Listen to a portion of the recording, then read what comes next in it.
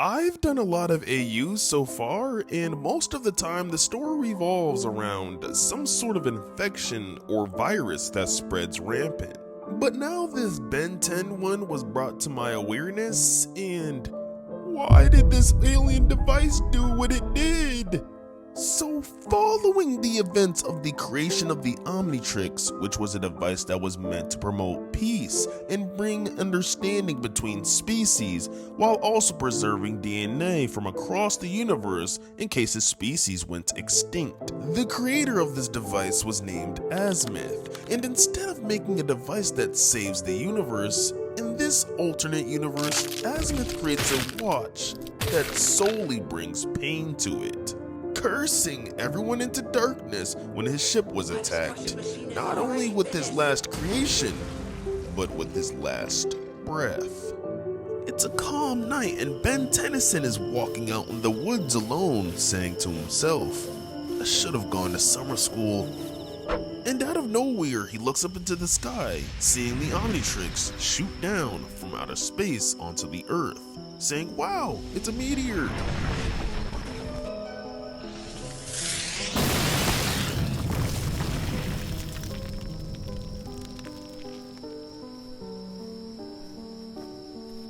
After it lands, Ben goes to check out the mysterious crash, and thinking it's a satellite or some sort, he goes up close to it, intrigued. And little does he know that he's about to run into a device that's going to change his life forever. As he says, what is this thing? It's shaped like a watch. And that's when out of nowhere the Omnitrix latches onto Ben, injecting itself into his flesh like a leech, causing Ben to start tearing up from the pain of it popping his veins. And that's when we see Gwen for the first time coming out of a bush to investigate, saying, Ben, where are you? And she finds Ben trembling in pain, saying, But Ben, are you alright? You look strange. And that's when the Omnitrix is mysteriously triggered, setting itself off and mutating Ben. And as you can see, his blood and flesh start boiling from the inside out, melting his face complexity and engulfing his body fully in flames, removing his eyeballs and skin while rearranging his body in mere seconds, creating a one-eyed monster with a grin that you can see from a mile away. And at this point, Gwen is completely horrified at what Ben has become. And the Ben that she once knew seems temporarily gone, and he takes advantage of her fear, grabbing her by the face and heating up her head with unbearable heat until it explodes into nothing.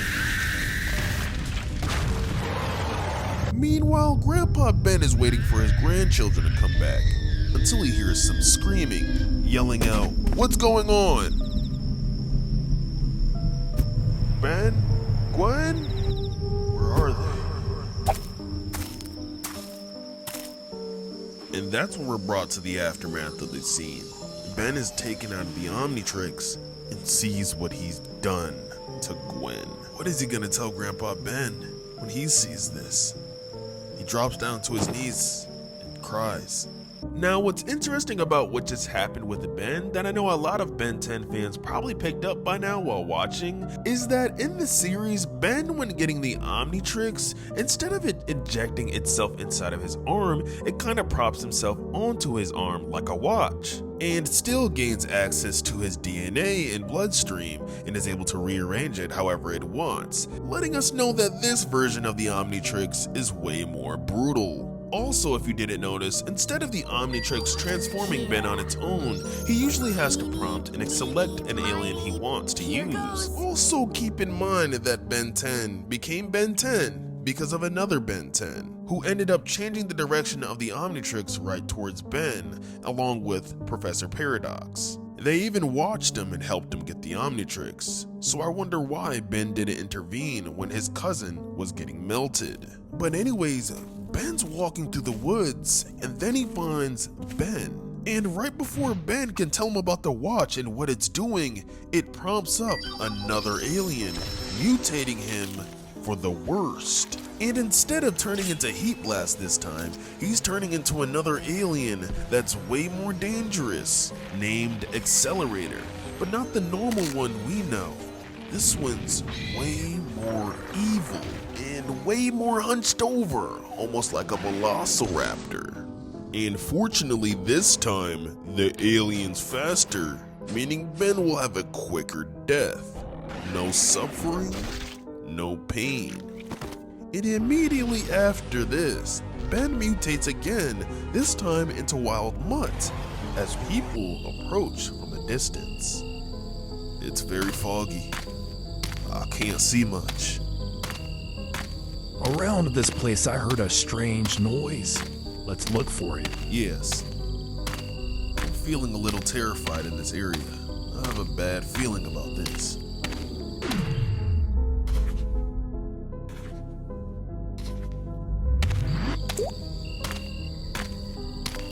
What was that? And as they investigate what it seems to be, not rain, but drooling or some sort of spit coming from the trees. Posted up at the top of the tree, waiting out his prey, is Wild Mutt himself, and he senses the dudes out. And it immediately follows up by devouring one of the travelers, as if it's trying to quench one of its hungers. It could be starving for food, or just another kill. And before you know it, the beast bites off half of the traveler's body in one gulp. And just know, this story only gets worse. As out of nowhere, Wild Mutt picks up a disturbance with his senses. And it's a space spot of some sort making a crash landing, and the creature evades it, of course, as it slams into the ground, making a huge shockwave or impact across the forest. And that's when a small robot ejects from the space pod and goes straight after Ben, whose Omnitrix suddenly powers off, revealing Ben back to his normal state, which sooner or later leads to him getting captured completely. And as the robot prepares to slice through Ben and end him with a final blow, the Omnitrix suddenly turns back on, mutating him once again.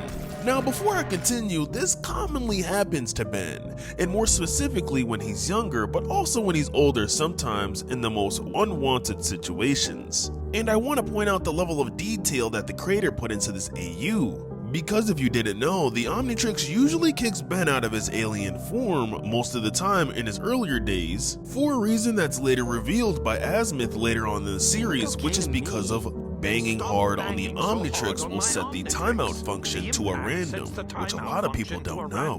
Which is most likely why Ben is taken out of his form in this scene, because of the space pod's impact. But anyways, Ben turns into an alien called a Diamond Head, obviously a more cursed version of him, and then crushes the robot at hand. And then in the next part, something weird happens.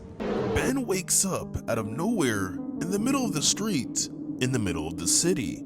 And there are dead soldiers and civilians, bodies all around him, and he is super confused. And as he gets up, he asks himself, what is going on here? I can't control myself. The clock completely dominates my body. Everything hurts. And as he looked around the city crying, seeing what he's done unwillingly, a soldier from down the street yells at him. And as he reloads, preparing to shoot, he says, "You danged monster! You caused all this destruction!" And the Omnitrix responds, this time mutating Ben once again, but this time into the alien named Four Arms. But to the soldier, this looks like a red demon. But brave and determined, the soldier fights back, shooting all he can, but the monster's untouched and runs towards the poor little soldier, and immediately grabs the guy by its head, punching his teeth straight out of his jaw, and grabs both of his limbs and proceeds to rip them off, as if he's breaking the bones of chicken wings. In part 2, we're shown a spaceship exploring Earth with two beings in there who were attacking Azimuth's ship that day he died. One of them named Mayax, who actually helped create the Omnitrix with Azimuth, and she's a female scientist. And the other being Tetrax Shard, who is a former bounty hunter and most likely, because of his experience, is a major guide in locating the Omnitrix. And that's when we find out that in this alternate universe that it's not called the Omnitrix. Its name is the Carnitrix. And their mission is to find Ben and remove it from his body as soon as possible. And knowing that the universe is at stake, they speed up their search and go full drive. Meanwhile, Ben is continuing his carnage, mutating himself into Ghost Freak this time, and as cornered he may seem, little do these soldiers know that this Ghost Freak is actually toying around with them, which makes this scene kind of hilarious. Because Ghost Freak doesn't need to dodge these attacks from these soldiers, because he's literally a ghost and can make his body intangible, meaning physical attacks would not be able to harm him, showing us he's with all the smoke. He flexes his power, standing there making the soldier shoot his comrade to death on accident, and stares at him almost like he's feeding off his fear. Eventually he flies towards his victim and the other soldier surprisingly punches him away, slamming him into the fence of the barnyard, until eventually he's gone. And unfortunately moments later, Ghostface phases back into eyesight, and faster than any of them could move, he ejects his tentacles and in seconds rips out the heart of the poor man. Eventually looking towards the last man standing, he tries to fight back, but it's no use. The spirit enters his body, toying through his organs, then ripping and splitting him open, ripping through his skin like a snake shedding his scales. Fast forward, the two finally found Ben in the city, still mutating and causing terror. This time turning into Upgrade, an alien who manipulates technology and a hacking system. And hacking through people's skull is also on the list as well.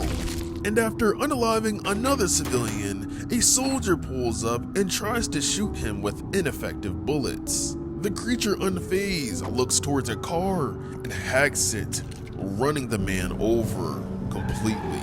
And after he's done in the city, next he turns into Wildvine, a plant-like Slenderman creature, stretchy and torturing the victims that he runs into.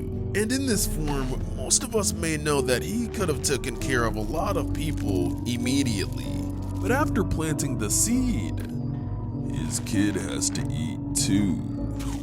And eventually, after melting the skin off of another civilian, finally the potential heroes of this AU come to save the universe, to hopefully end this world's pain, and most importantly, Ben's as well, for good.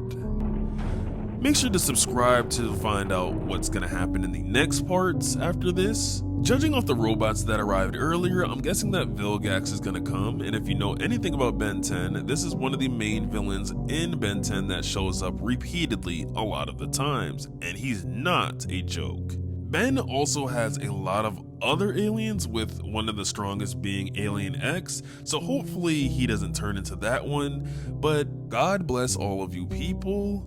Peace.